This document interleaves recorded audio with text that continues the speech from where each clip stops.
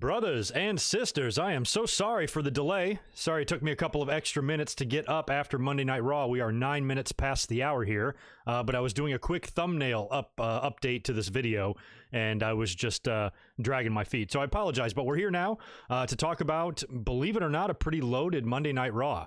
We got a lot to get into as to why Raw actually happened tonight and that it was live, and WWE, business as usual, as if they're in front of 15,000 fans. Had a bunch of matches and started building to their next pay-per-view. So we saw a lot tonight, and there's a lot to at least touch on. Let me just do a quick sound check, make sure we're good. We're awesome. Good to see everybody in here. Say hello real quick to those of you that are here. Nick Musser, thanks right off the bat for the $1.99 super chat. So Florida has said WWE is an essential business. Yeah, we'll be getting into all of that for sure, because there was a big turn of events this week involving WWE and their taping schedule, and it's kind of surprised a lot of people, and we saw the beginning of it tonight, and it was a full show. And what I noticed too, the overwhelming, I think, attitude on social media was people weren't really interested in this Raw. There was a lot of people kind of disinterested. Some were tuning out. I think that there were actually some positives to take away from this show in terms of what we saw, but again, with all the matches we had tonight, there wasn't one single match on this entire show, and we had many. There wasn't one single match where I questioned the outcome. Pretty much knew 100% who was going to win all of these. So it was extremely predictable. And if, it's like, well, it's a good thing it was live. I would hate for these spoilers to get out, makes you wonder why all this shit needs to be live to begin with. But I think we know why, and we're going to get into that right here before we get into the Raw results. Also, I want to thank everybody who joined me this past weekend for a really fun 10-year anniversary podcast on Saturday night. I also released a special episode earlier on in the day. So that was a lot of fun. So thanks to everybody that tuned in for just kind of 3 hours of casual wrestling discussion. We got into the news, we got into the results, and we spent a lot of time shooting the shit, answering, doing Q&A and drinking beer and that kind of stuff. So it was fun, and it definitely was a great way to, I think, take our mind off of everything that's going on in the world right now. And again, however you guys are dealing with this current situation, I hope things are still going well. A lot of you guys provide me with updates online and on social media and here in the chat and stuff like that. So we're all still going through this. We don't seem like we're really that close to being out of the woods yet. And we're pretty deep into now the self-isolation and the isolation. And there's a lot of people probably going pretty stir crazy right now. I feel like I'm getting there myself. So I hope you guys are doing well. Hope you guys are just hanging in there. And at least for the time being, as long as this is going on, you're going to see a lot of me. So I'll try to keep you company as best I can and do my part, and you guys can do your part, keeping me entertained as well. So with that being said, let's get into some of the business we got to get into tonight. We're going to talk about Monday Night Raw and all of the results. But first, we need to talk about why there was a Monday Night Raw. Now, plans have been changing constantly ever since the coronavirus pandemic started, and the latest news that we had heard, I guess maybe a little bit over a week ago, is that since WWE didn't do what AEW did and mass tape a bunch of shit, they only had their stuff taped past WrestleMania. So what are they going to do after WrestleMania? And we were under the assumption that their hands were tied, and unless they went up to their headquarters in Connecticut or found somewhere that would allow them to produce TV, they're probably going to have to suspend live TV for a little bit and just provide us with recap shows or clip shows or studio shows, shit like that on Mondays and Fridays. Like, what other choice do they have, right? Well, come to find out that the Florida governor, apparently this guy's a huge idiot, the Florida governor has deemed, along with the mayor of Orange County, deemed WWE an essential business. How? I don't know. Now, you're going to have the tinfoil hats coming out on this one because, politics can be corrupt, and, we're about to watch a Vice documentary here very shortly on a situation where Vince McMahon entered a place with a briefcase and left with a wrestler, and you have to wonder if anything was kind of done on that end in terms of greasing the palms, so to speak, of who might make some of these decisions, which I think is extremely dirty if that's the case. And I'm just speculating here. Certainly don't take my word for it. But somehow that has happened. Somehow, after all of these other businesses and companies are forced to shut down, even UFC, Dana White, the most stubborn son of a bitch in the world, a complete maniac, he had to submit to this stuff. So how in the fuck did they pull this off and get the classification of essential media? That's insane, or essential business. That's completely crazy. So the mayor apparently deemed him that after some conversations with the governor's office, and I think even the governor himself. And so I don't know how these discussions were made and how it was influenced or whatever, but either way, WWE was given the green light to go ahead and produce TV. Now, as we can imagine, there are probably some employees that aren't happy about this. You've already had wrestlers backing out, not wanting to wrestle.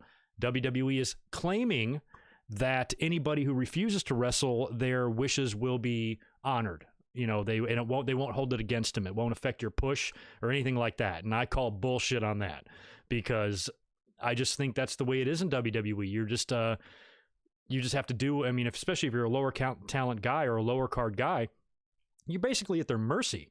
And I'm sure there are some that are, you know, ready to get behind the company and, yeah, let's just go out there and perform in front of no audience. I'm sure there's plenty of employees and staff and wrestlers in WWE that feel that way, but I also feel like there's plenty that's not. And at the end of the day, what this really comes down to is a risk. And this is Vince McMahon insisting, I mean, because we all agree. I disagree sometimes with fans' perceptions of Vince, because I feel like they always go to the simplest answer, the easiest and most fun thing to say, attacking his greed and shit like that, where I think it goes kind of much deeper than his individual greed.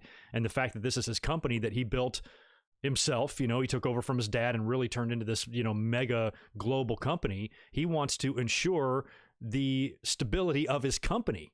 That's like his baby, basically. He cares about nothing else more in the world than this. So I think it's kind of silly to be surprised that Vince is going to do whatever he can to protect his business. Now, unfortunately, when that comes at potentially the cost of the health of your employees, staff, and wrestlers, that's when, you kind of cross a line there. And a lot of people feel like this is a little bit absurd, considering that nobody else is allowed to really do this kind of thing. Now, the TV contracts are a huge part of this, because basically, we speculated on this last week that Vince's number one motivation behind this determination to put on the show is to avoid being in breach of contract of the Fox and USA deals, because they are required, per terms of the contract, to produce a certain amount of live shows per year. And I think they're only allowed 3 taped shows, like one over the holidays and probably the European tours and shit like that. So there's only a few of those allowed in the contract. I'm surprised. I don't know how contracts work. I'm the furthest thing in the world from a lawyer, but I'm surprised that there's not language in there that would protect WWE in case of a disaster, or in case of a situation that would not allow them to travel or anything like that. So I'm surprised that's not in there as a protection for them. But again, I don't know how TV contracts work. So Vince, that's their primary source of income. That Fox USA and probably Saudi Arabia as well, which they're also in grave jeopardy of losing for a while. That's a shit ton of money. That's nearly all of their income that's now threatened. All 3 of those. The 2 TV deals in Saudi Arabia are all threatened. So in order to basically avoid breaching that, you got to just produce TV. So that's what Vince has done. And he's gone a little bit out of his way to make sure that he can be deemed essential so he can continue to do this. And as we saw tonight, it really did feel like it was business as usual, even though it was a Raw that I don't think most of the world gave a shit about. And I don't expect the ratings to be very good based on the interaction on social media and what I was reading people saying about the show. We're going to get into it here, and there's a lot to talk about, but still, I feel like overall, the audience is kind of like turned off by this decision.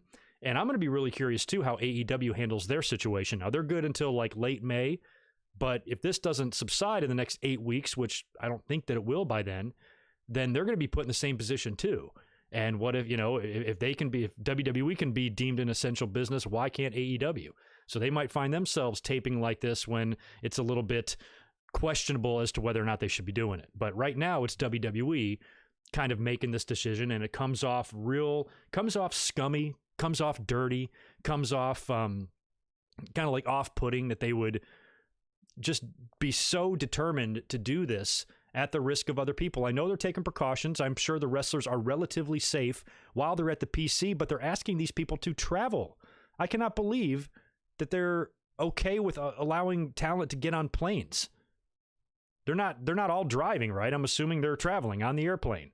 And there's people still doing that. And I'm sure everybody's wearing masks and taking precautions, but still, you're surrounded by 100 people a day. Just ups your chance. Somebody's going to get sick. There was already the employee that was revealed, although no name was revealed, a non-wrestling personality in the company.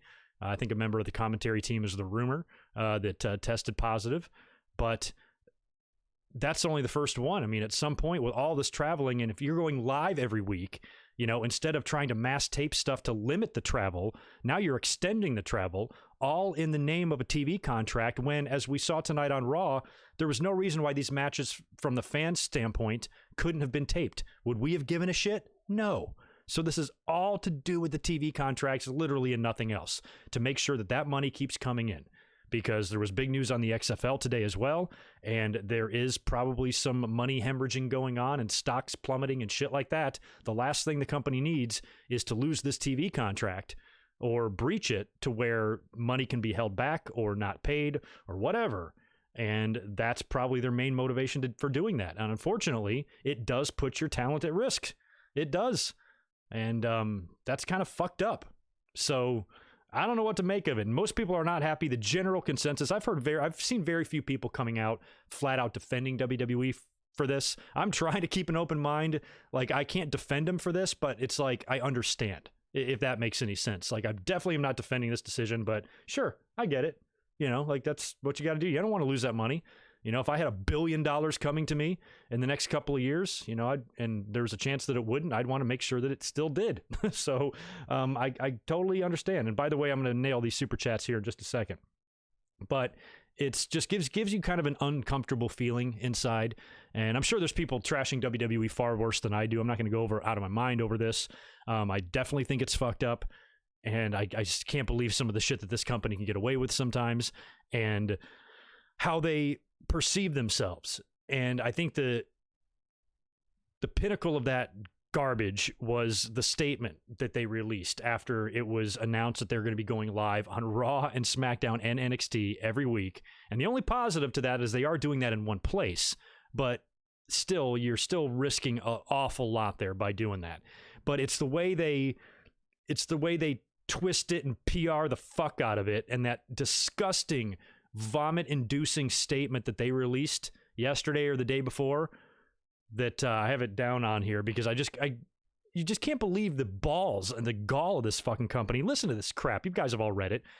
And whenever I read this, I swear to God, I hear it, I read it in my head in Stephanie McMahon's voice, because that's the only voice that I can hear this thing in, because it's something I can just hear her annoying fucking voice saying. So anyway, this is what they said. We believe it is now more important than ever to provide people with a diversion from these hard times. Okay? We are producing content on a closed set with only essential personnel in attendance, following appropriate guidelines, while taking additional precautions to ensure the health and wellness of our performers and staff. As a brand that has been woven into the fabric of society, you gotta be fucking kidding me. WWE and its superstars brings families together and deliver a sense of hope, determination, and perseverance. That's a mouthful right there, man. Holy crap. This is the way they honestly can't think this, but Jesus Christ, are the fans, even the most diehard wrestling fans like myself and a lot of other people on the internet, we would be fine, WWE. I think wrestling fans would be okay. They're acting like they're putting themselves out there for the fans. No, you motherfuckers. The only thing you care about are those TV contracts. You give a shit about the fans. Bullshit. Yet you say this like, oh, the fans need them. The fans need WWE. It's woven into the like, I'm looking outside. I look at society and I just see WWE logos all over the place. You guys are not woven into the fabric of society. Give me a break. The fact that this company believes that they're America's pastime blows my fucking lid here. So anyway, this company is delusional, and it's when you read something like that that's just jaw-droppingly full of shit, you know, and just so clearly a twisted ass way of them saying, we ain't trying to lose this TV money, so we're gonna make it sound like we're doing y'all a favor. Like, Jesus, what kind of fan is like reading this and being like, oh wow, WWE, man, they're really coming through for us, man, God bless them, putting everybody at risk just for the sake to entertain me, man. That company, they deserve a Nobel Peace Prize. You know, what the fuck are they thinking here? You know, blows my mind. Anyway, so that's WWE's absurdity. They've somehow pulled some strings here. They've been deemed essential media and essential business, and they can now produce TV, 3 live shows per week, and that's insane. we'll see if this keeps up. We'll see at what point, we don't know what the future holds still uncertain.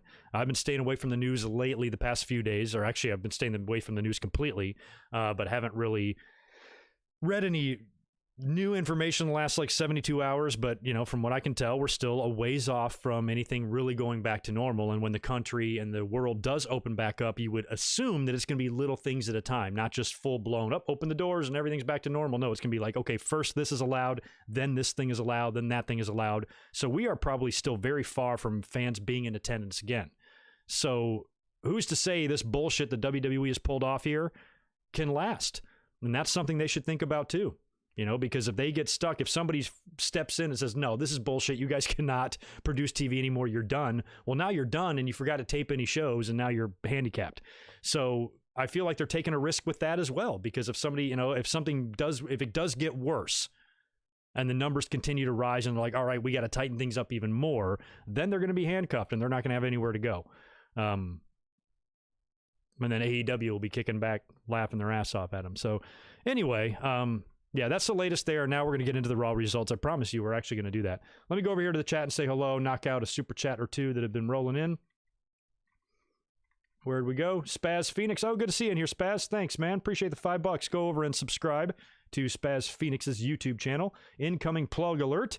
For anyone sick of WWE, I'm launching some non-wrestling content on my page tomorrow at 9 p.m. Belated happy anniversary, Greg. Well, thank you, Spaz. Appreciate that. Yeah, if you guys were kind of disgusted with everything, and I can see that too. I noticed that reaction on social media a little bit tonight, that some people are like, I ain't watching the shit, and I can't blame them. Totally get it. So yeah, if you want to break away from wrestling a little bit, go check out Spaz, see what he's got to say. But for now, we're going to continue on the subject of wrestling. We'll get into the Raw results. Let me take a swig of my delicious Stella. All right, so there was some definite bad things about Raw, and the one big complaint I have, like I've been mentioning every week, is that I can't get super behind these audienceless shows. I think it really hurts. There's been a couple of glimmers. There's been a couple of bright spots, especially with the promo work and some of the interesting ways of production, uses of production they've been doing. I think have been creative at times, and there have been some things that have actually gotten better with no audience, but that's a small list. I still think 1 bajillion% that an audience is better, and I feel for Drew McIntyre having to go through this title win and this big launching and have to do this in front of no audience. It sucks for him. I think it sucks for a lot of these great matches and a lot of these great new feuds and potential programs that are going to suffer here because of no audience. And every time I watch a match, I'm like, I just can't. I can appreciate the work. I can look at the good match. I don't need an audience to be able to recognize a good match. I can see that, but it lacks. I can't. I'm not into it as much. And somebody on Twitter brought up this point too. I think it was Ross. If you're in here, Ross, show yourself. Devlin didn't watch the fucking show. I don't blame you. A lot of people didn't.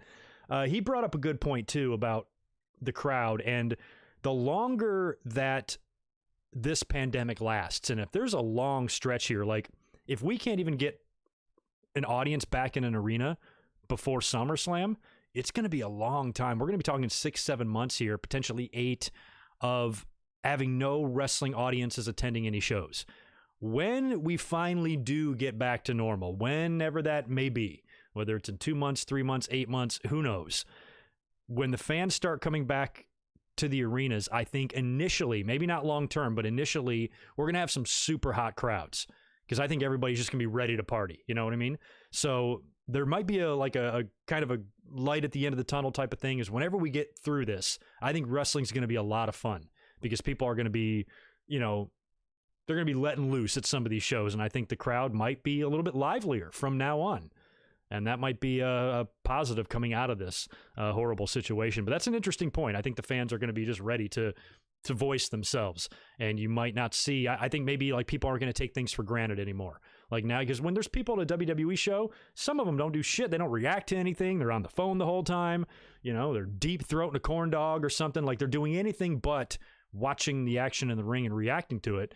And maybe this can be a way to kind of say, hey, we should appreciate that we're actually being able to sit here and watch this because we had that horrible situation last year. We had to sit at home for 8 months and, whatever. So it's an interesting point. Hopefully we'll see that in the future. But for right now, we got no audience. And that's a shame. So Raw opened up with Drew McIntyre coming out to cut a promo. This is kind of like the first night since WrestleMania that he's really been out there with the title, because they taped all that shit in 2 days. So he's out there talking, and he's interrupted by Zelina Vega and Andrade. And this was interesting because we were talking about Drew's first opponent and who's he going to work with first. Is he going to have a program with somebody, or is he going to have a bunch of random matches? And the first name that I mentioned was Seth Rollins. And we'll talk about him later. But one of the other names, the only like real true contenders on the Raw roster at the moment, with kind of no like Samoa Joe right now, and no Brock, of course, and Kevin Owens being a babyface. Who does Drew work with other than Seth and maybe somebody else? And that other person would probably have to be Andrade. He's the next strongest star. He's the U.S. champion, and there's already a ton of history there. So to see those two come out there and interrupt, I thought was great. And they did a really good job, I think, on this Raw. The whole thing revolved around Zelina. It was Zelina Vega's show. She was in 4 segments on this show. And I liked that the whole show was kind of like built and structured around establishing her faction and her group. And I thought it was pretty well done. And she started things off here right off the bat by interrupting Drew McIntyre, and reminded Drew that he was injured by Andrade in NXT, and they have that history from that match that was for the NXT title that Andrade won.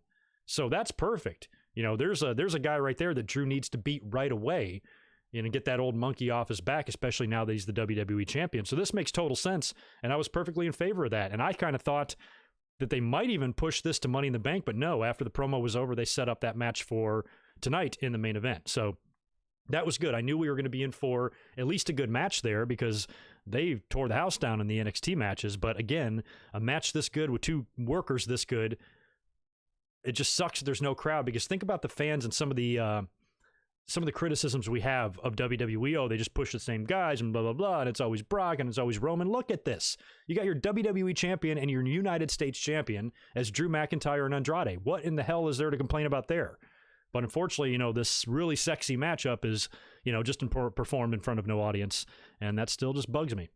We also had a shit ton of qualifier matches for Money in the Bank. Money in the Bank is coming up, I think, on May 10th. It's going to be at the PC. We had 3 women's matches tonight, and we get 3 men's matches next week. So they're kind of knocking all these out at once, which, who cares? No big deal there.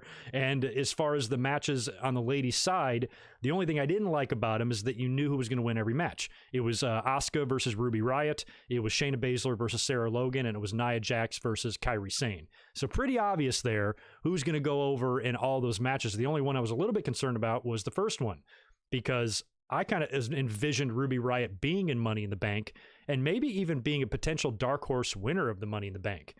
I didn't expect her to be knocked out this quick, but if she was in there with Asuka, I don't see them having Asuka take another loss either. She just lost the tag belts, lost the rematch for the tag belts, got beat clean by Alexa Bliss, which I still haven't recovered from a couple of weeks ago on SmackDown. She didn't need to take a loss to Ruby Riott here. So what I'm hoping is that maybe Ruby sneaks her way in at the end somehow, because we're going to have some qualifiers on SmackDown as well, but maybe somebody's out and she gets in somehow. Who knows?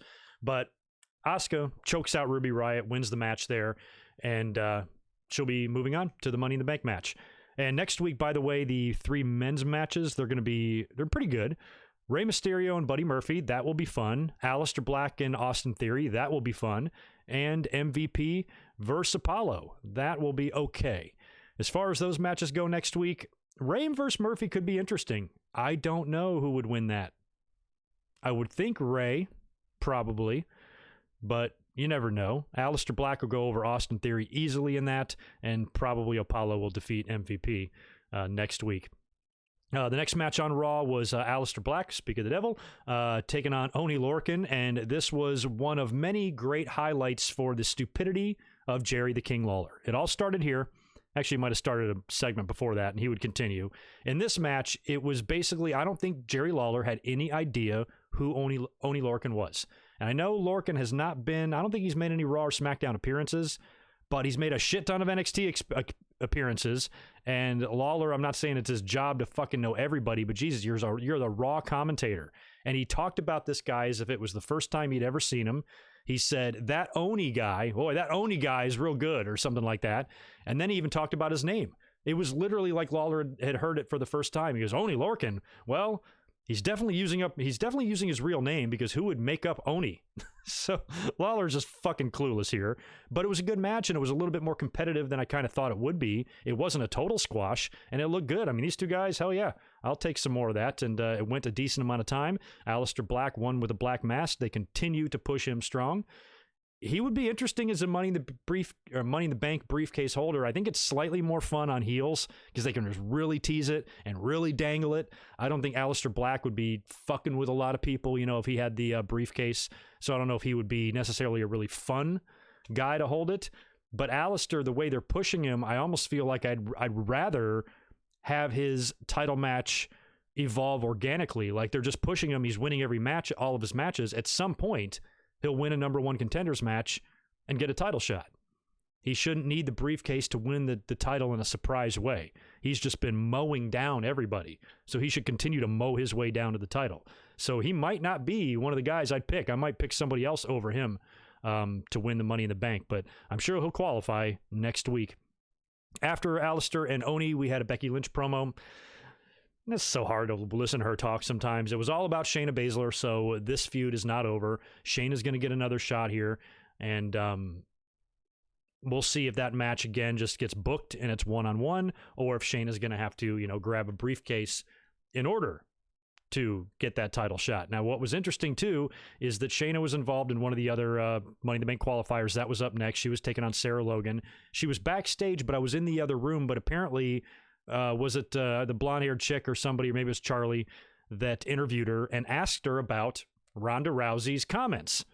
So that should answer your questions right there. If the Ronda Rousey stuff we talked about on Saturday is a work, of course it is. And if they're talking about it on Raw, it definitely is. And that was kind of interesting. So I'm wondering how Ronda gets back into the fold here. And if there was no, like I said, it just sucks that there's no audience. I don't know if having no audience will affect Ronda ever coming back in or not, but Ronda could pull a Brock. Ronda could pull a Brock somehow and jump into that match like Brock did last year and just pull down the briefcase and then cash it in on Becky, win the belt back or something like that. I don't know. But Shayna, I think her next title shot, if she loses again, I think it's probably unlikely. I think they wanted to have Becky Lynch hold on to the belt for a year. That's why she kind of got the fluke win. And maybe now she drops it. Either to Shayna, and I don't know how they could do that. I think maybe the Money in the Bank briefcase takes it off of Becky. That would be more fun. Right after a grueling match with Baszler, perhaps. And somebody comes out and cashes it in. But who's that someone? Anyway, you knew this match, come on, Shayna Baszler and Sarah Logan. I wonder who's going to win. You got this, Sarah. Come on, you got it. Well, this match ended interestingly because Shayna Baszler continues just to be a vicious menace, and she's got Sarah Logan down pretty early in the match. She's got her arm bent back on the canvas, and she just stomps it. Looked real good. Sarah sold it well. She yelps and screams out, and the referee's like, can you continue? Can you continue? And he calls for the bell.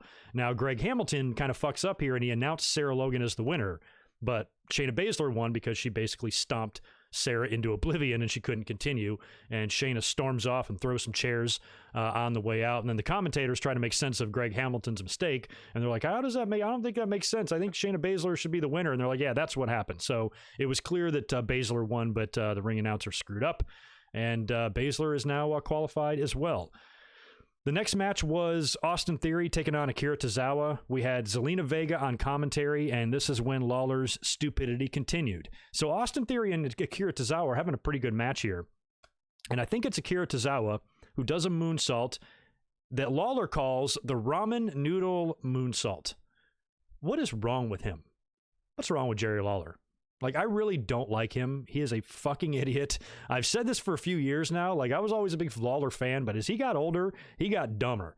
And he just says the most asinine shit. And I kind of feel like, his commentary style is out of touch. He still relies on the same old stupid one-line fucking jokes that might have got a mild chuckle out of people 24 years ago. But now it's just like, oh my God, shut up. Please, I'll pay you.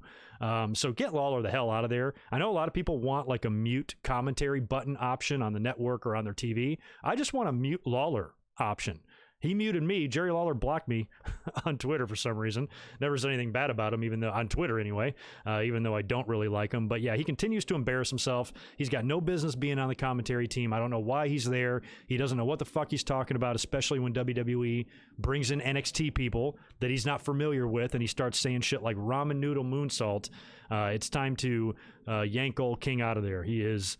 enough's enough. So anyway, Austin Theory gets the win there. Zelina was putting over Theory pretty big on commentary. I'd much rather listen to her voice than Lawler's.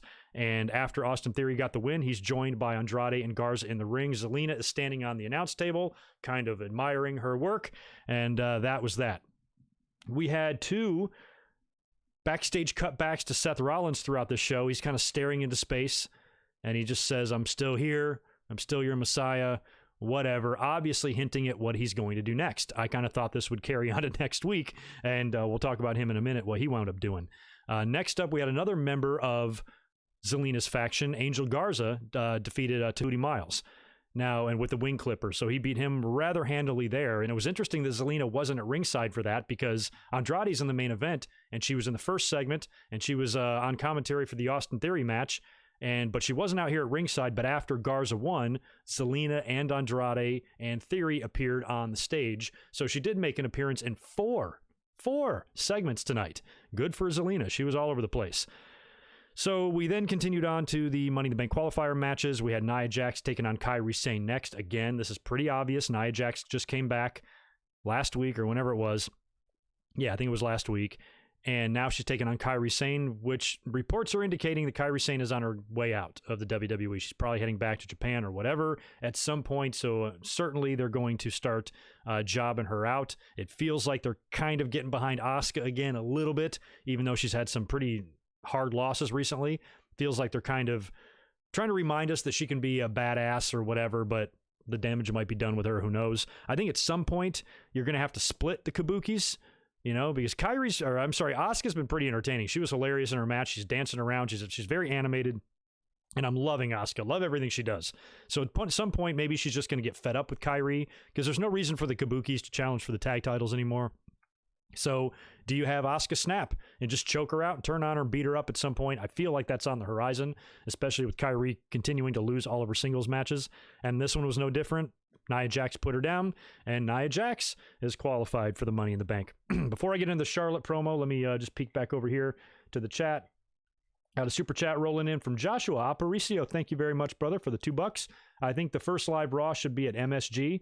Yeah, I guess that'll be just logistically what they can plan out, because you just don't know when that's going to be, and that's got to be really hard to kind of plan anything when you don't know the date of when anything will be possible.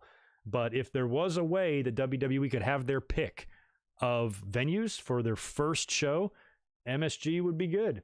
I mean, although New York, though, is kind of like a hotbed for the virus. I'm not sure if you'd really want it there in the middle of the city. You know, it might be a better thing just to kind of do it out somewhere where it's a little more open, or I don't know, just an idea. I'm no doctor, but I'd be cool with that environment. You know, the fans would be jacked. And that's WWE's home, you know, that's their bedroom. So that would be a perfect place to come back.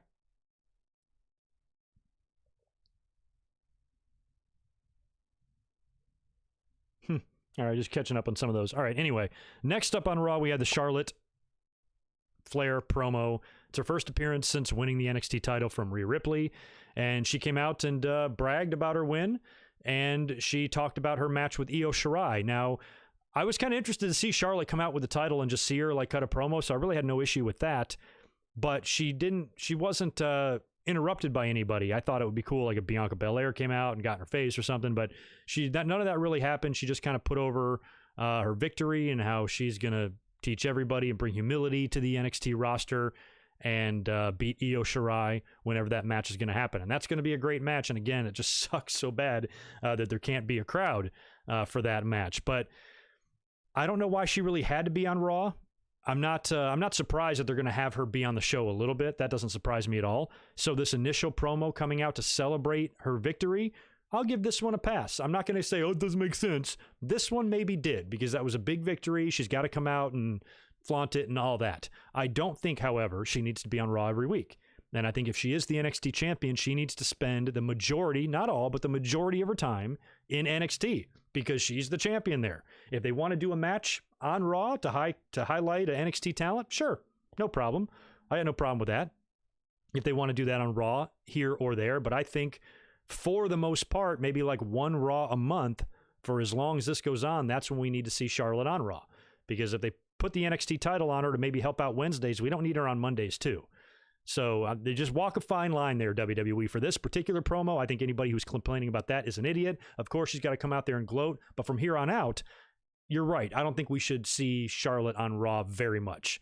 Only occasionally kind of thing. So we'll see what she does next. Hopefully she'll kind of go to NXT and stay put there for a little while and do her thing there, drop the belt, come back and resume things on the Raw roster, because by then Shayna Baszler could be champion, Ronda Rousey could be back, the briefcase holder could have cashed in. A lot can change in the women's division on Raw in the next like 4 months, where right now I feel like there's nothing really for Charlotte to do there, and she doesn't need to be on Raw anymore after tonight. So stay on Wednesdays, Charlotte. After that, we had Bobby Lashley taking on No Way Jose. He was in, Lashley that is, he was escorted to the ring by his wife. He had Lana with him, sorry. They were kind of holding hands, I think, when they got down there.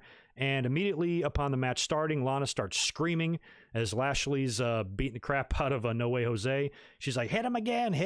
And Lashley, we saw the tension last week, and I said, good, that we're going to be done with this. Hopefully we'll be done with it right away, and they won't drag it out too long. But the fact that they had Lashley say, I need a new wife, and he seems to be fed up with her, which is what we all predicted as fans would happen in this storyline relationship, is Lashley's going to be like, yo, fuck this girl.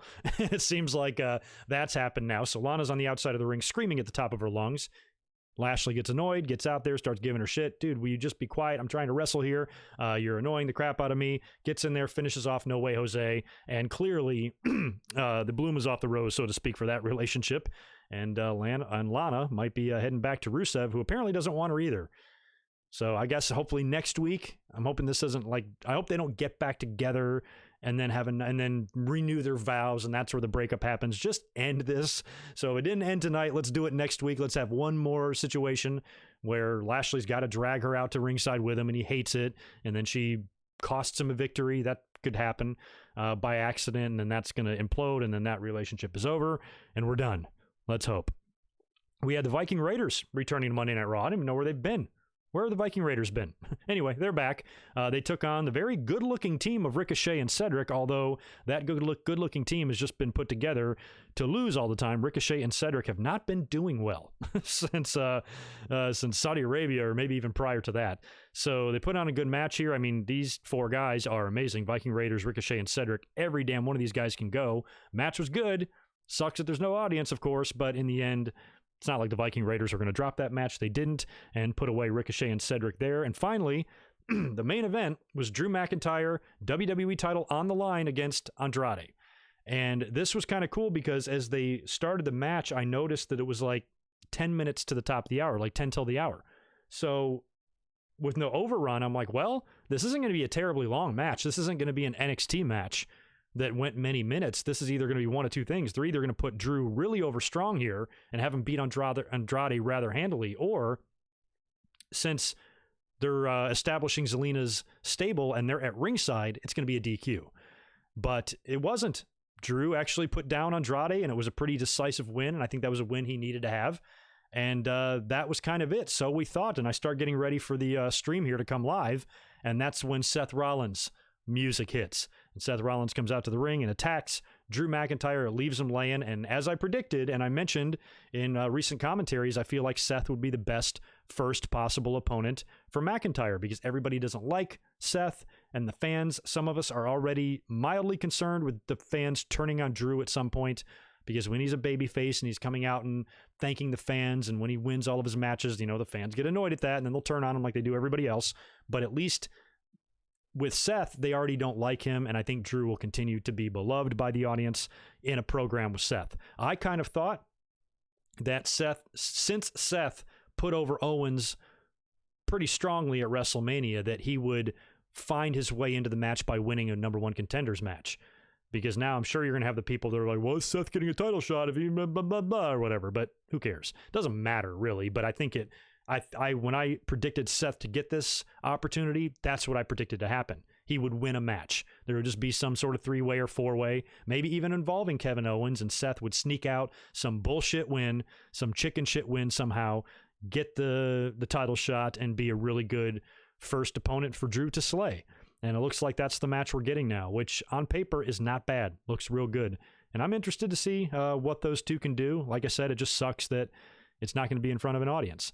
So yeah, McIntyre and Seth looks like to be our next program, and I'm totally fine with that. No issues at all. We'll get into some other news here involving the XFL in just a second. Let me knock out the super chat coming in from Enlightened Comedy. Thanks, man. Appreciate the $5. Controversial with them running shows, but Raw was great. Did an impersonation of the infamous Ultimate Warrior plane promo on my channel. Thanks, Greg. All right, I'll check that out. Yeah, go check out Enlightened Comedy's YouTube channel and check out that Warrior plane promo. I'd be into checking that out. Oh, the Warrior.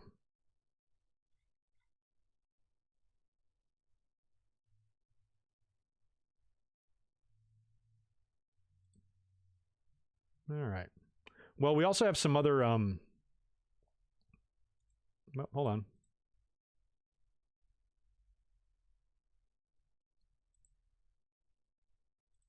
There we go. Fixing something.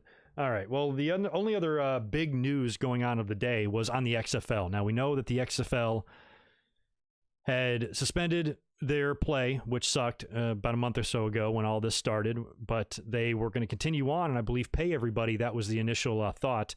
Well, it was announced today that they have filed for bankruptcy. Now, that's not that surprising because they've laid off all their employees, and we heard about all that. They suspended operations over the weekend or late last week, and everybody was laid off.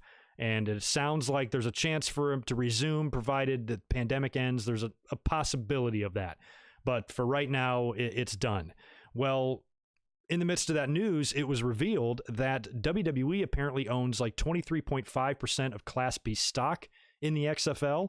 And the reason that's significant is because Vince McMahon repeatedly went out of his way to say that they're separate entities. He was asked point blank if WWE owns any stock or is part owner or funding the XFL, and he said no. Now, he also sold some stock recently in WWE to help fund the XFL. We knew that. But from what Vince was saying, he was insistent that WWE has nothing to do with the XFL and one doesn't have anything to do with the other. But when the bankruptcy paperwork was filed, those numbers were uncovered. So they fucking lied again. So again, with the XFL now being a big investment for Vince, with that falling through, them suspending operations, then filing for bankruptcy, I can understand in Vince's crazy applesauce brain why he wants to do these live shows. You cannot lose this TV money. You can't. So looks like for now, he's got a stay of execution and he's allowed to produce TV in front of no audience for some reason in Florida. How he made that happen, nobody knows. Maybe we'll find out one day. Just what WWE needs, right? Another scandal. They haven't had enough of those in the last 50 years. Jesus Christ. So yeah, that's kind of big news, So this is a financial situation that WWE's never really been in before. I mean, they've had some close calls, 94, 95, and 96, especially when WCW was just shoving their foot up their asses. They were a little worried that their company and their business was actually in trouble. I still think, and I've maintained for years, that they're just too large to just fizzle out and die because of competition from another company. That's like never going to happen again. It's going to take a catastrophe to ever make that happen. And well, lo and behold, we're in the middle of a catastrophe. So the good news here is, there's really no good news here, but I don't know how this is going to affect WWE like long term, depending on how long this goes on. If it goes on for many months, WWE might be forced to do some sort of downsizing. They might have to lay off employees, and they might have to stop hoarding talent. Now, unfortunately, if there's a big pandemic and they get rid of a bunch of talent, that talent aren't going to have jobs either because nobody can run shows. Not like they can go sign with AEW because AEW is probably not running shows either if things don't get better. So that's not necessarily a good thing. A lot of people could stand to lose their jobs, and I think that's a lot of what a lot of people don't realize too, when they are just so quick to say, oh, Vince is greedy and that's the only reason he's doing this. There are people that would lose their jobs in the company, people not like wrestlers who have millions of dollars in the bank, but people who are making a lot less money that depend on the WWE for income and their job, they would be out of a job if WWE lost billions in TV deals. So you got to think about that too.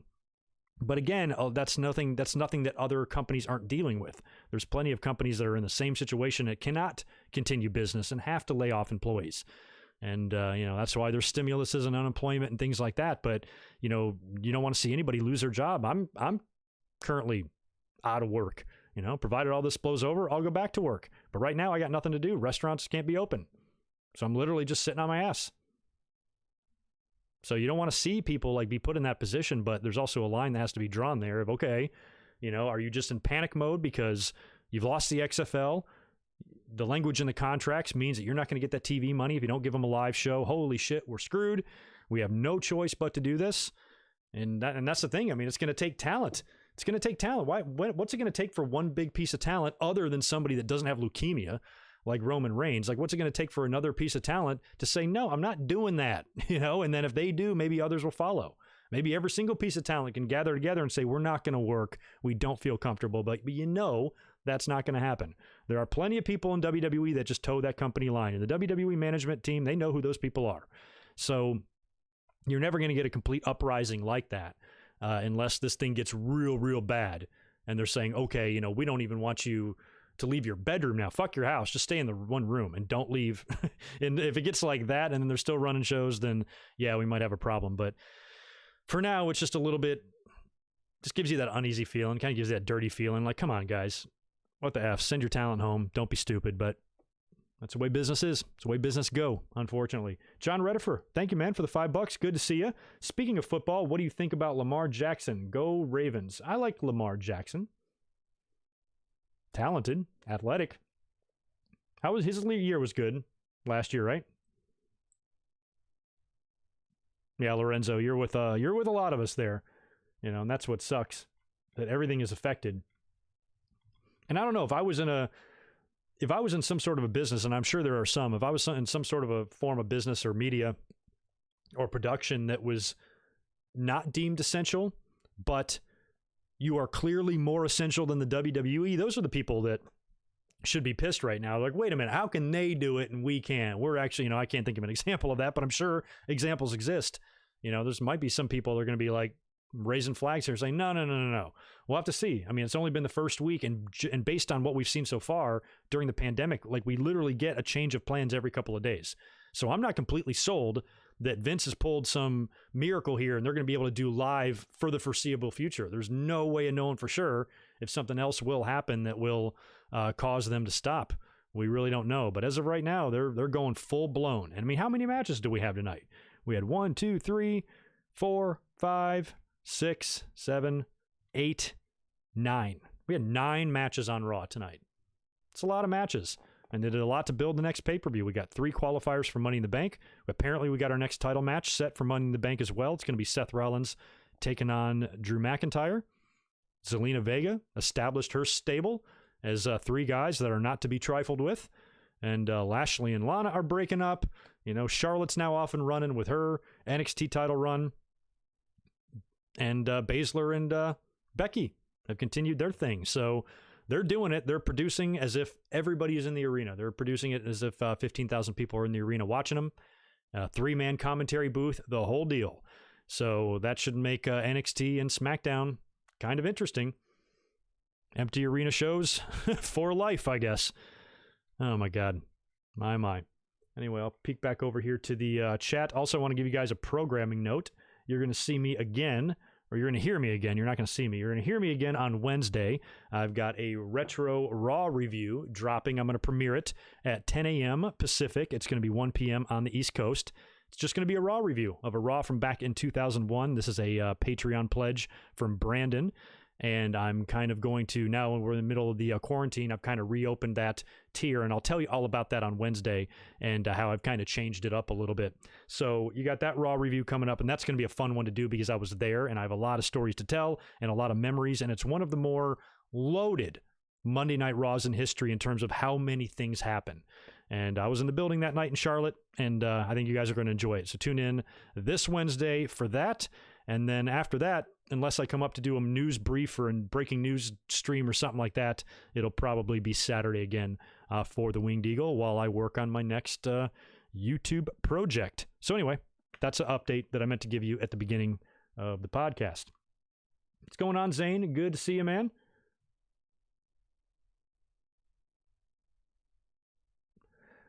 Ryan, that's a good question about the Khan family pulling the plug if it lasts into football season. I've been mildly concerned about AEW because, I mean, XFL is a brand new company. XFL is a brand new, well-funded company, and they had to fold.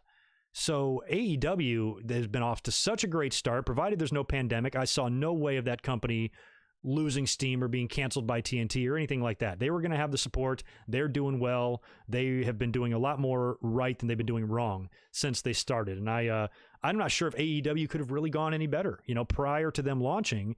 So I was a little bit worried they wouldn't live up to the hype. I was a little worried. And I think the fans really had unrealistic expectations of them, but they even overcame that by surviving. Like, I never got that feeling of AEW. Oh, there's overhyped garbage. No, they're an entertaining wrestling show. A lot.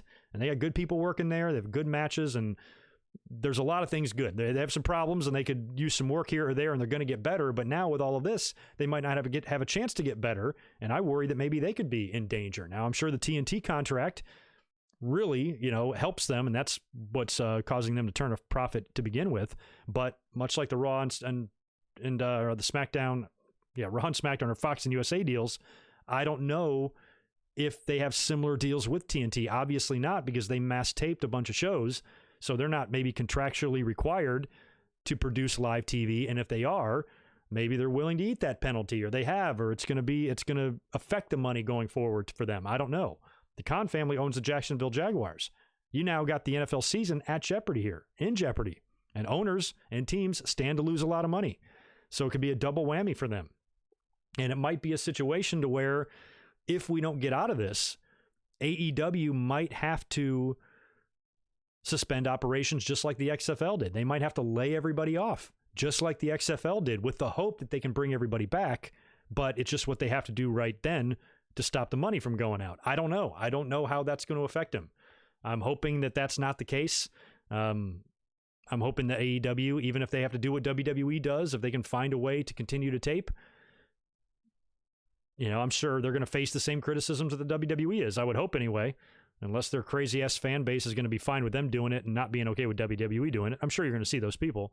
But I would assume that the more rational people will also offer a little bit of criticism to them for risking the health of your staff and wrestlers, all in the sake of, you know, keeping your TV contracts and shit. So I don't know. I mean, Orange County has now been deemed okay to wrestle in, according to the mayor and the governor of Florida. So what's stopping AEW from just going right there, right into the same county as WWE? You would think that theoretically that would be possible, right? So I don't know. It'll be interesting. A lot of behind the scenes stuff just with this whole pandemic and how these companies are going on with day-to-day business. But I hope that AEW survives this. I really do. I really think that this pandemic cannot go any longer than the summer. If we're sitting here living this same way in October, I think we're going to have an extremely crippled economy, and we're going to have a lot of problems in this country if it lasts this long. It is essential that we get back to business here by midsummer at the latest, and that's why right now it's important as ever to just follow these guidelines and stay the fuck home and stop putting people at risk. NFL players, stop having parties. If it's your birthday, tough shit. Ain't nobody coming to your house for your birthday. Wait till next year. I think if we continue to do the right thing, we can maybe get back to where we need to be, and we can maybe sort of open back up in the summer. But if not, you know, it could have a catastrophic effect on the whole world, not just wrestling, but, you know, a company like AEW could be doomed. They could be doomed. I hope not. We got to get out of this, y'all. We got to do something.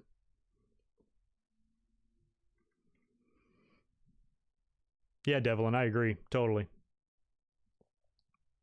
Yeah, I would really hate to see them go down like that.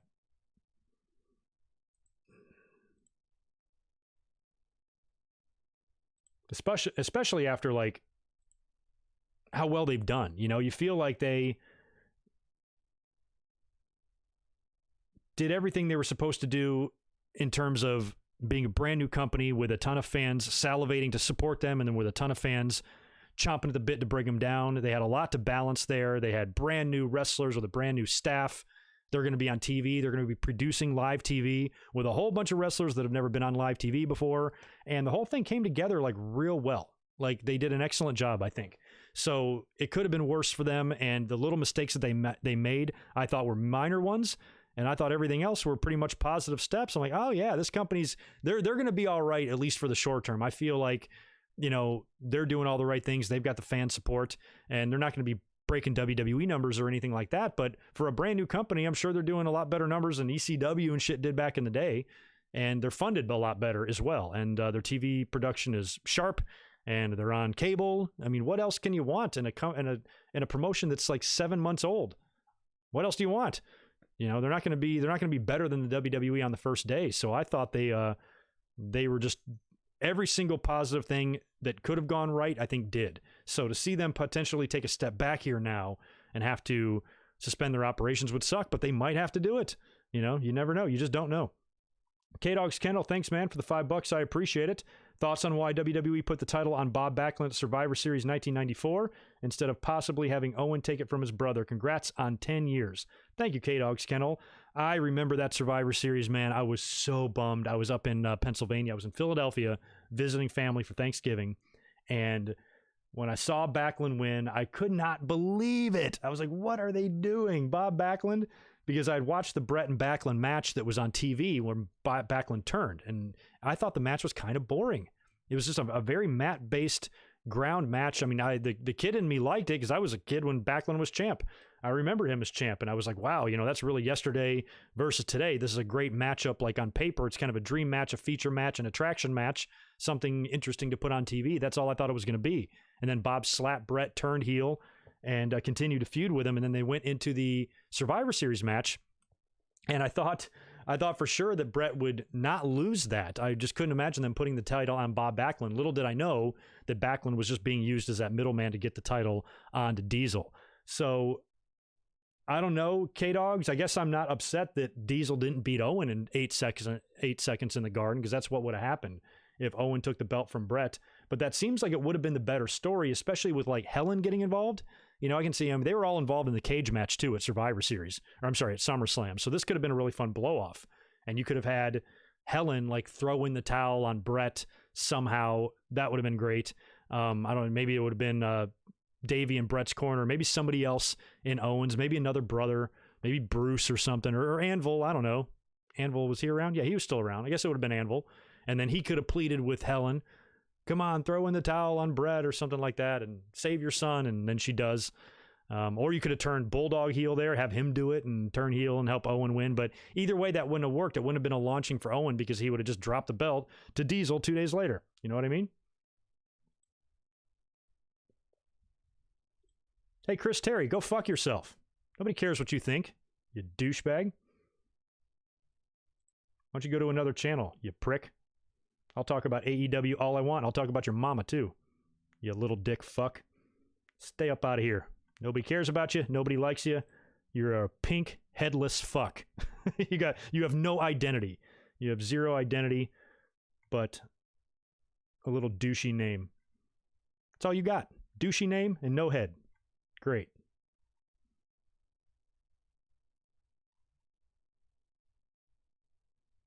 Yeah, I thought the way the match went, though, at WrestleMania, I kind of thought that, yeah, maybe Owen would beat him. I'm surprised they never did put the belt on Owen. I would have been fine with him trading the belt. That would have been fine, you know? But maybe, well, I don't know. Then how do you do the WrestleMania 10 match? I don't know if I don't know if I'd have Owen beat him twice in a row. I think it would be maybe, like you said, maybe Brett wins at Mania. Or I'm sorry, Owen wins at Mania. Brett wins at SummerSlam in the cage, but then Owen gets maybe the last laugh, wins the title, celebrates in Brett's face. Then Diesel takes the title from Owen. And Brett's like, you know, well, Diesel's got the title now, but Owen, I'm still pissed at you. You're the one that screwed me out of that belt. You stole it from me at Survivor Series. And they can have one more big, epic blow-off. You know, you'd think the cage match would be the blow-off, but they already did that. One more big match, final battle between the brothers, maybe at the Royal Rumble, and have Diesel work somebody else with his first match. And then maybe wrestle Brett at WrestleMania. I don't know, something like that. Might be all right. Well, then Sean's got to win the Rumble still. So I don't know. I don't know how I would rebook that scenario. Not really sure.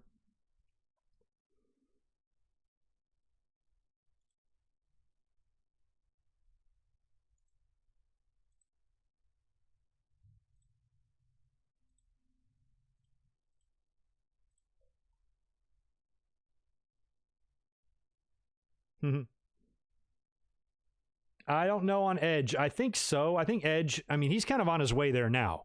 Edge going heel before he officially calls it a career, I guess I could see that because right now, I mean, everybody's about him being a babyface. I am. I love Edge. I just want to see him get the adulation from the crowd. I want him to get a little bit of that before going heel. But now with the pandemic, I don't know. I don't know what's going to happen. But yeah, I think he should go heel. And I think he kind of started, because he didn't take too kindly to the fans who criticized his match with Randy Orton. Now, I mentioned on Saturday, the way it felt to me, I could be wrong, but the way it felt to me, like when you can read between the lines there, I've never really known Edge to be like an irrational guy. Have you ever heard him in an interview and you've said to yourself, God damn, he just does not know what he's talking about? Edge doesn't really give you that vibe. He seems like a rational guy who can think and understand things for himself. So when he was talking about that, I kind of felt like maybe he was doing more lashing out at the more hardcore critics, the fans that are being dickheads or being assholes about the match. Man, your match sucked. The match, those type of guys. Where for me, I was like, of the 4 big matches they did WrestleMania weekend and TakeOver, the Funhouse, the Boneyard, the Ciampa and Gargano, and Edge and Orton, I rank it the 4th best. I think it was the worst of the 4. But I still didn't hate the match. I still didn't think the match sucked. I still appreciated those guys killing themselves. I still appreciated the story that was being told by Edge and his mannerisms and his facial expressions and his acting. I thought he did wonderful.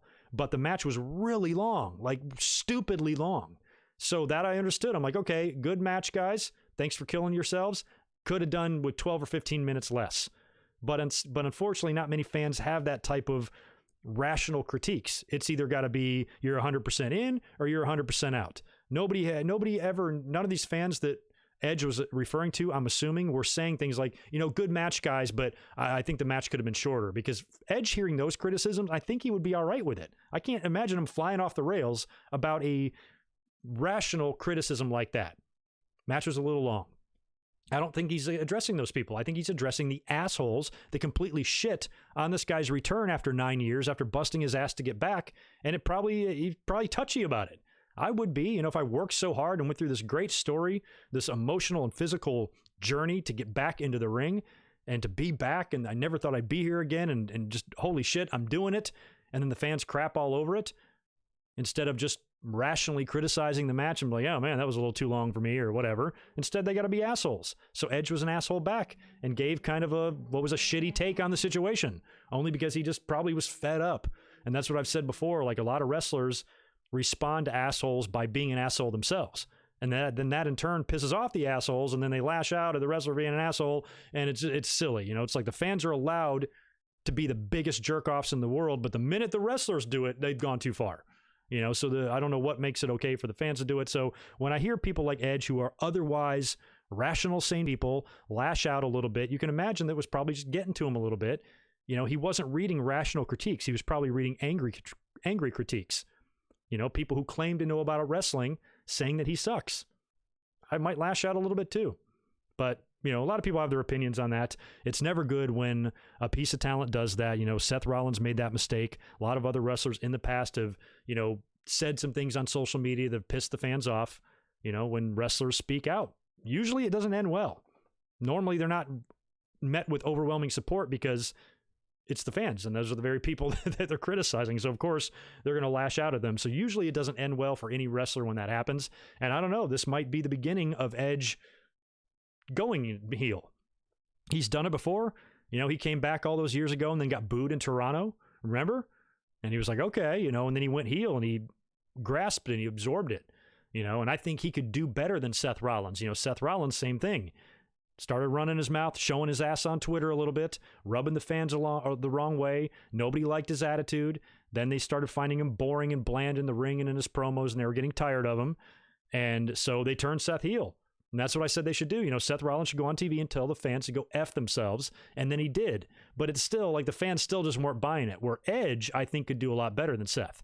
If Edge were to embrace that, I think Edge could do better because he is better, especially like on the mic, So, yeah, I think that could be an option for the future for Edge. Let me bust out, what do we got? 3 more super chats. Jordan Smith, thanks, man, for the $5. I appreciate it. Went to my local Walmart. 3 people wore masks, and there was probably 1,000 people inside. People just don't care. Loved your memorabilia video, Cobra Kai in June. Is that the case? Cobra Kai in June? That sucks, man. I was ready for it now. I've still been waiting on the release date of that. If it's June, at least we know, right? That sucks about, though. That sucks about your Walmart that only 3 people had masks. Here, they're pretty. My little town that I live in here, I just found this out. They want you got to wear a mask going into the grocery store now. I have masks. I finally bought some off Amazon. And every time I've gone in, I haven't gone into a Walmart though. So I got a Walmart nearby. I don't know what it looks like in there, but every time I've gone into my local grocery store, which is a Ralph's, they're pretty precautious. It's a really big, wide open store. They meet you. They have a lady up front with a mask on. She's meeting you with a sanitized shopping cart. They give it to you. They got sneeze guards at the big, giant, like, bank windows in front of the checkout lines. And everybody's got masks on, even the little kids. I felt relatively safe in my local grocery. But I don't know where you live. And Walmart is a little bit different. Yeah, that's got to be scary. I wouldn't appreciate that none too much if I was in there with 1,000 people, none of them wearing masks and breathing on each other. Yeah, fuck that. Marcus, good to see you, man. Thanks for the $2. Is Britt Baker getting better, or is it just me? She's getting a little better. The heel turn definitely helped her. She has her highs and lows, though. You know, the heel turn, I think, excited people at first, and then they kind of pulled back on it. I think the promo on the cruise people didn't like, but then she really improved upon that on TV. I think the chemistry with Tony Schiavone is really helping. I love that every week that they just have this little thing where she has to come out there and shit on his face. I love that. I think that's great. The match last week with Hikaru Shida really helped her, even in the loss, because she got all busted up in the nose and then cut a promo after that. So yeah, she's getting better, and we all knew she would be. You know, you can't just keep wrestling and get shittier. You know, the more you do something, the better you're going to get.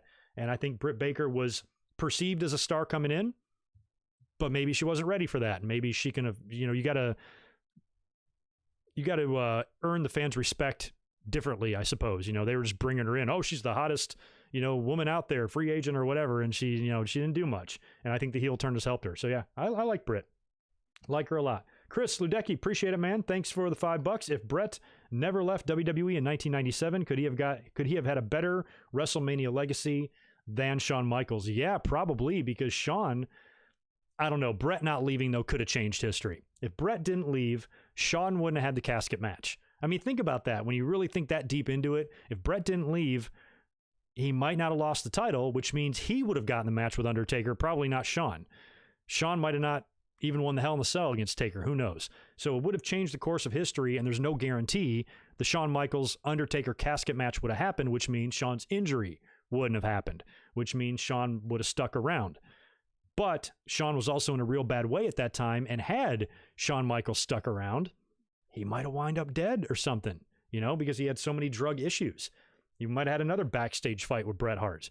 So I don't know. We might have gotten a completely different Shawn Michaels match at WrestleMania. I don't know how that would have gone, because I feel like had Bret not left in 97, that the best match to have, if your plan, and I think it still was, if your plan is to put over Austin, what better opponent to beat in the main event of WrestleMania than Bret frickin' Hart, the guy they just spent the whole previous year feuding with, and lost all of his big matches. Got beat at Survivor Series 96.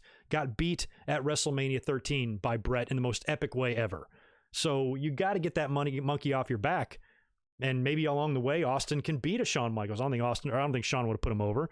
But if Austin can kind of get through everybody to where the only one that's left, the only guy he hasn't beaten is Bret. He's the champ, and every time they face Bret has beat him, and he stuns Bret and pins him 1, 2, 3 in the middle of the ring in Boston. You know, that would have been a better, maybe the match wouldn't have been better than what a non-injured Shawn could do, you know, from an athletic standpoint, but the opponent would have made sense for Steve. But that would have been tough to pull off, you know. Sean would be back, and then he wouldn't be in the main event, and he'd be pissy about that. So that would be a really tough situation to juggle behind the scenes. But if Brett never left, he would have had another main event match, potentially with Austin at WrestleMania. And even in the loss, I think it could have, helped his WrestleMania status, another main event under his belt. But he's never won a main event at WrestleMania, has he? Oh yeah, WrestleMania 10, he had his moment. But at WrestleMania 12, he lost to Sean, and then coming back here and losing to Steve at 14. I don't know if it would have given him a better legacy than Sean. Sean's lost a share of matches at WrestleMania as well.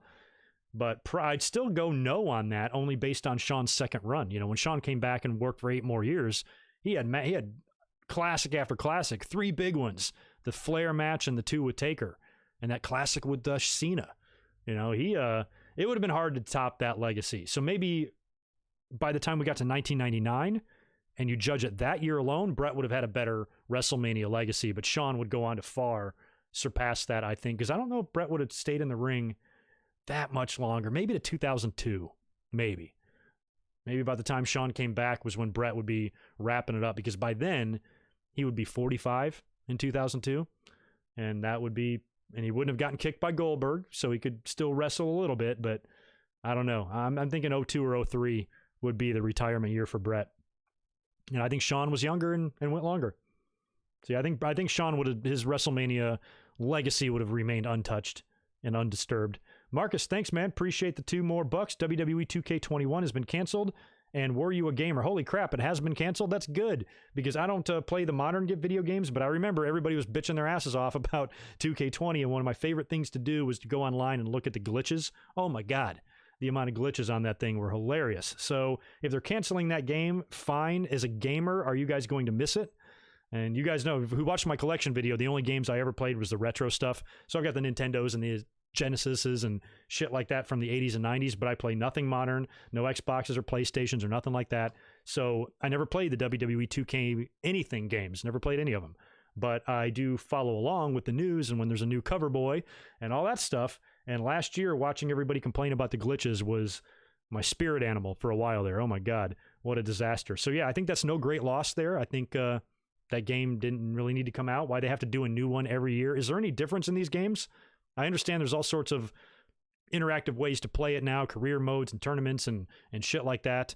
But what would one game offer you the next year that the previous year didn't, aside from maybe a surprise star that you can use or play on in the game? I don't know. Don't know why it would be worth $60 every time. Brett had his stroke in 02, but again, I don't know.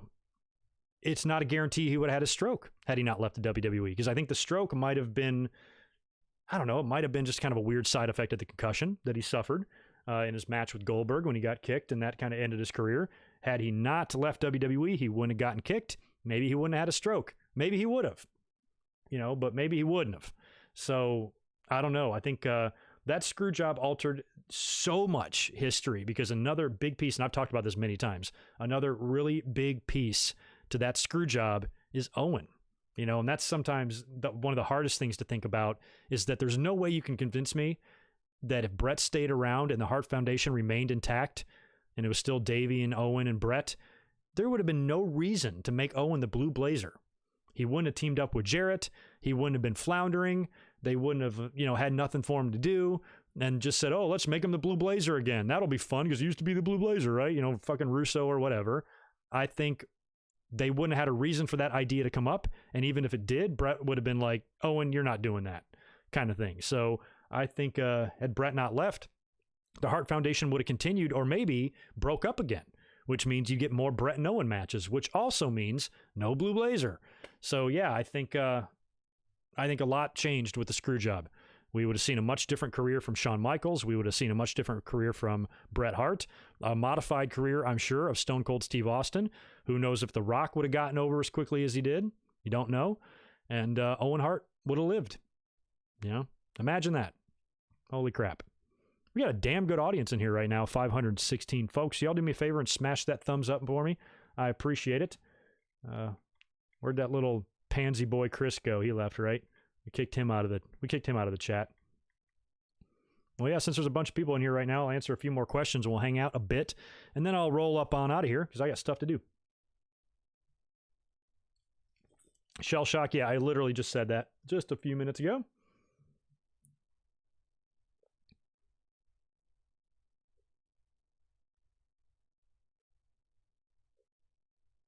I don't know, Crazy Jay. He probably will. Russo's been involved in a few of those Dark Side of the Rings already, so he may be interviewed for that. I don't know how any of that worked, man. I don't know. I mean, Martha gave her full consent here, so she's in this thing, and I wonder if they left it up to her as to who is used. Is it okay if we interview this person? Is it okay if we interview that person? I don't know who she blames. I think she blames Vince and the company more than like an individual writer, because Vince Russo just wrote a stupid fucking angle. He's wrote a lot of stupid fucking angles. It wasn't really necessarily a creative decision that caused his death. It was the fucking apparatus that caused his death. People have been, Edge, and I was in the arena at WrestleMania 15. Edge and Christian came down, landed on top of the Hell in the Cell the same way. WCW, Sting is doing it every night. So it wasn't a rare thing or an unreasonable risk to ask the wrestlers to take because they were doing it. It was just fucked up. But I don't know, with Martha, who knows? She has a right to blame whoever she wants. But I would assume, just based on how many times we've seen Russo, that he'll be interviewed. I'm sure Jim Ross will. Yeah, that's gonna be a rough one, man. I'm glad that they're saving that for the season finale because I'm gonna need a break after that one. That's gonna be a rough watch, man. Zane, you can just go right on over to patreon.com. I don't know if you have an account, but if you don't, you can sign up and then you can go support creators individually. We're all on there and making some modifications to the Patreon page right now as we speak.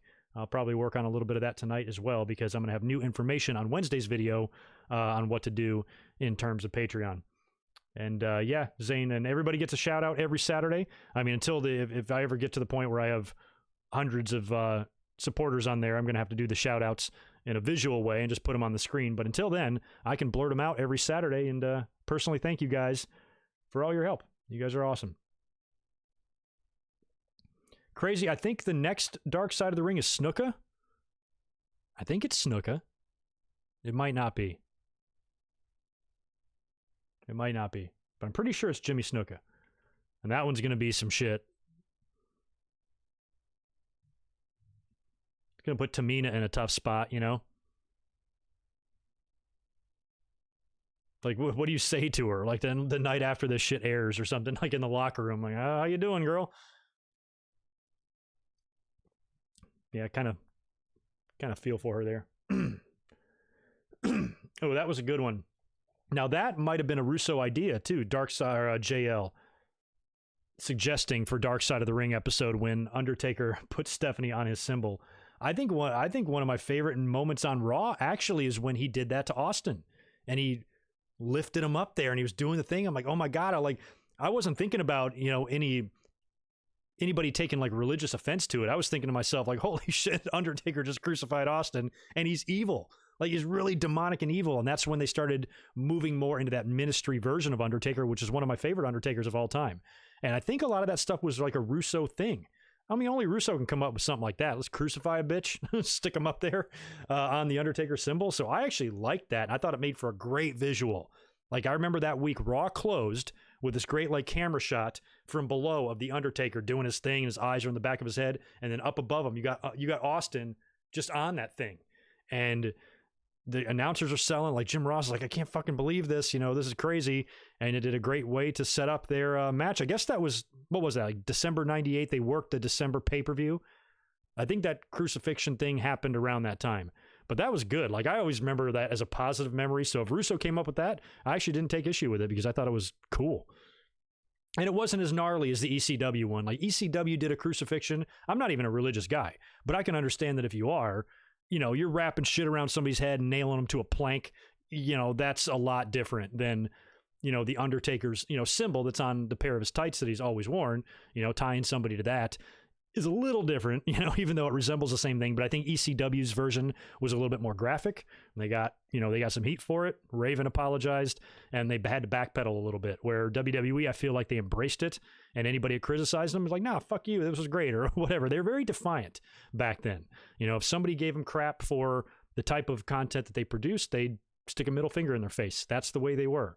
Where now, they'll give you one of those disgusting PR word salad messes that they released when they decided to go out there for us and entertain us because we're woven into the fabric of society. You got to be kidding me.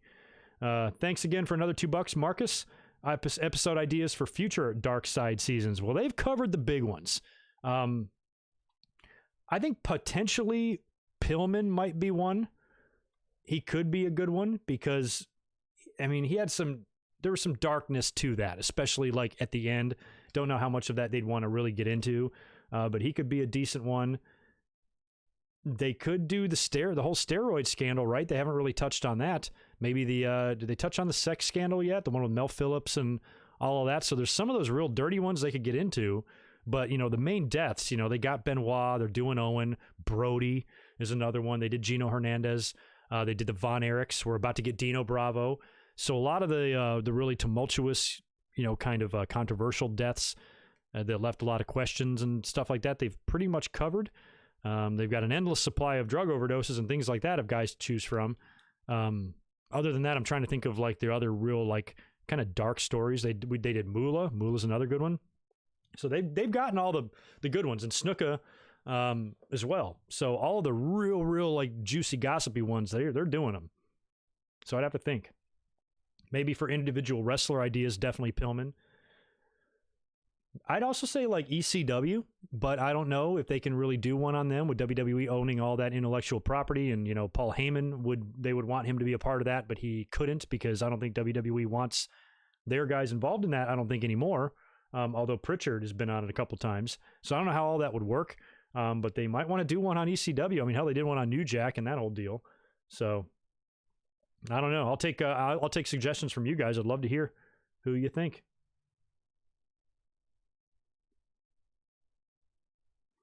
That's a dream match, Marcus, we never got, man. Shawn Michaels against The Rock. Imagine if they would have been able to put that together in 2002, right before like Rock left, or if Shawn never left, and we got that match in 2000. Imagine the year 2000, the summer of 2000, SummerSlam 2000. I was there in Raleigh. Instead of the triple threat with Angle and Triple H and Rock, which was a good match, just give me Rock and Shawn in the main event. Oh my God. Lotion, where you at? Hell yeah. I would have loved that. My God. No, Transferring Heat. I did not watch Ric Flair on Broken Skull, but I know that is available on the network now. And yeah, I probably will check that out tonight. Sometimes I get annoyed with listening to Ric Flair speak. He's not like full of shit on a Hulk level, but he sometimes embellishes a little bit too much for my taste. I really enjoyed the Brett one, the Kane one, the Big Show one was very good. Taker was probably my favorite. So this one will be all right. And I'm going to be talking a lot about Austin and Ric Flair on Wednesday in my Retro Raw review. So just stay tuned. WrestleMania 22 was supposed to be Eddie versus Shawn. There's a lot of rumors about Eddie's plans. There was also rumors that he was going to win the title from Batista, and I just absolutely refuse to believe that. I just don't think that was the case, no matter what anybody says. Didn't feel like that was the direction they were going on TV, but a lot of people maintain that was absolutely going to happen, and I just can't see it. I just can't, but that's just my opinion. I could be wrong. Just can't see it happening. But if they, and I never heard the Shawn and Eddie match rumor, but if they did that, wow. And that would have been good for Eddie. I mean, he got screwed when Austin walked out because he was about to start a program with Austin back in 2002, and then Austin got pissed. So Eddie, I feel like, deserved to work with a legend somewhere, you know, and he beat Brock and had the great WrestleMania 20 moment. But working with Shawn at 22, man, imagine that match. Shawn Michaels and Eddie Guerrero in 2006. I think it might have been better in maybe 2004, but it still would have been an awesome match in 06. It would have been great in 03. Oh my God, imagine that in 03. Imagine Eddie, Shawn, SummerSlam 03. Intercontinental title. Whew. Man, oh man. Yeah, Devlin, you remember that. Ric Flair charging $100 for meet and greets. He did that shit on the cruise too. That's why I didn't meet his ass. Oh yeah, good suggestion, Barry MK. That one would be tough to watch. A Vice episode on Miss Elizabeth. Yeah, I can see that happening too, because she was the first lady, and boy, dark, terrible ending for her. She deserved better. Jordan Carg, thank you for the $2, dude. Appreciate it. If they can, they should do an episode on China. That's another good one. They probably could. Can have X-Pac interviewed for that, probably, and some other people. Yeah, I can see a China episode happening, actually. That's a good one. That's a really good one. You did, Devlin? That's right. You did pay for it, didn't you? I wouldn't mind. I wasn't against paying $100 to meet somebody. I think I was just against paying $100 to meet Flair, because every team, Flair is just a guy that I feel like just pissed away money. And I wish I had money to piss away like that. Back in his heyday, he could just piss down 25 grand down the drain in one night of partying. Must be nice, and because of all those decisions he made, now he's broke all the fucking time. A guy that very few people in the wrestling world have made more money than. You'd think he should never have a financial worry for the rest of his life, but because of his 16 ex-wives and all the other dumb shit he makes stupid decisions, like tarnishes his retirement by wrestling for TNA and taking any payday he can get, and now charging hardworking fans that value $100 a lot more than he does and giving it to him. But in the end, I might go my whole life without getting a picture with arguably the greatest wrestler of all time, and that's something I'm going to regret. And Devlin, you don't have that regret because you got to meet him. So I think it was just a principle thing with me. If it was anybody else, it was somebody else that wanted $100. If it was Edge that wanted $100, I'd give Edge $100. Wouldn't think twice about it. Flair, I don't know.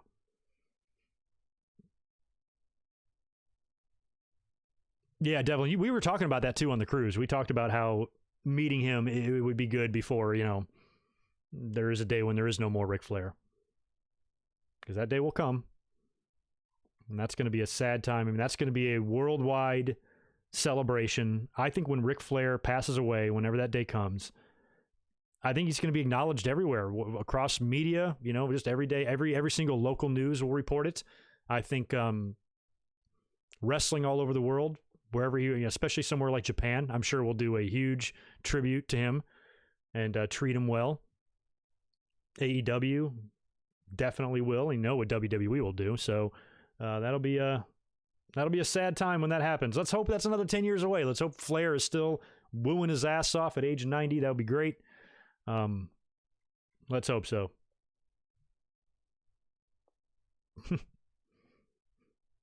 Papa Smurf. Yeah, we've talked about that one so many times over the years. The old Savage and Stephanie rumor that's been out there forever. Yeah, they could do a Dark Side of the Ring on Backyard Wrestling in the late 80s, early 90s, or late 90s, early 2000s. There's a lot of guys that participated in that. Some are in the WWE now.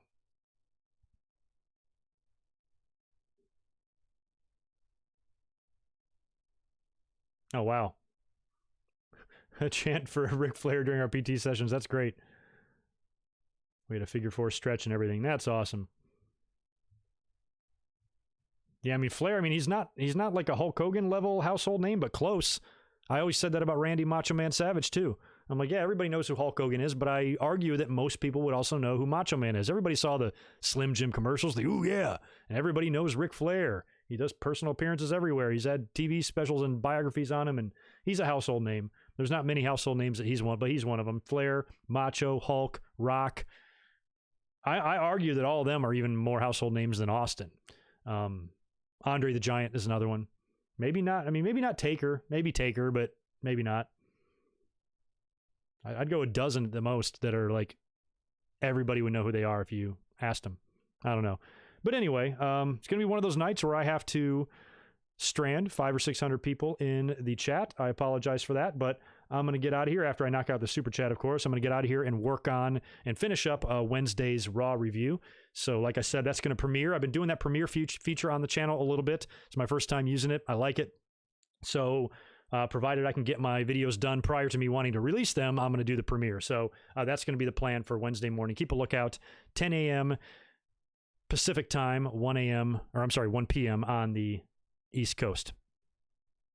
Marcus, thank you, man, for $2 more. I appreciate all your support tonight.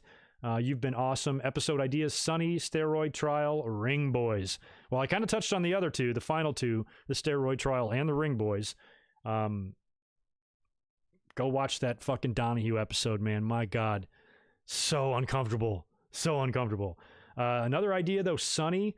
I'd be into that idea. The only problem with Sunny is her story's not told yet. Or, I mean, her story's not finished yet. She still has got a ton of problems. I feel like an episode on Sunny would have to come after one of two things. After she cleans herself up or after she dies. Because you can't really do an episode on her in the middle of her turmoil. She's still not any better. She just got released from jail after being there forever.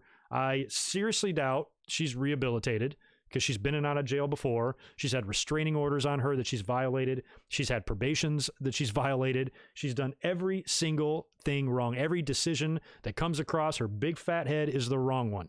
So I don't think it's time for an episode on Sunny yet. I think we have to wait and see how her chapter unfolds. Now, Sunny turns her life around and miraculously turns into Jake the Snake Roberts or Shawn Michaels or Scott Hall or one of these other guys that really gets their shit together and you feel confident that they're never going to have a problem again, then yes, let's do one on her because it can be a success story. But if it goes the other way, then it's going to have to be a tragic story. So yeah, we'll see. Sunny might be a future episode, but I don't think it's ready yet. Her final chapter has not been written. So yeah, all right, guys, I think that's going to do it. I'm going to go ahead and get out of here. I will catch you Wednesday morning for a brand new Retro Raw review, and then again this Saturday for the Winged Eagle podcast. You guys have a great night. Thanks for hanging out. Talk to you soon. Peace.